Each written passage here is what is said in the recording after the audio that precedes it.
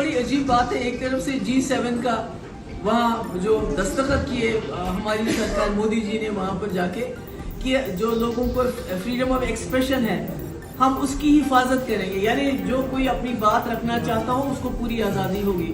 और उसी दिन जुबैर को अरेस्ट किया गया, उस लड़के को अरेस्ट किया गया जो सच्ची खबर लोगों तक पहुंचाता था, जिसने नुपुर शर्मा का जो गुस्ताखी की उसको एक्सपोज किया।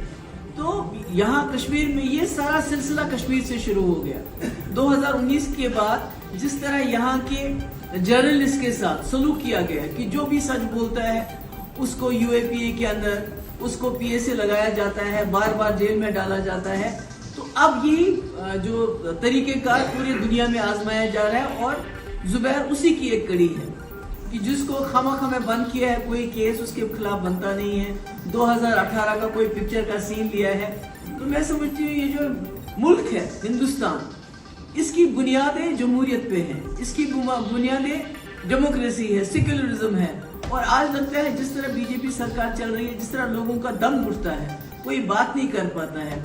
तीसरा की मिसाल ले लीजिए कि जो हक के लिए खड़ी हो गई, जिसने मजलूमों की आवाज बनी, आज उसी को जेल में डाला जाता है।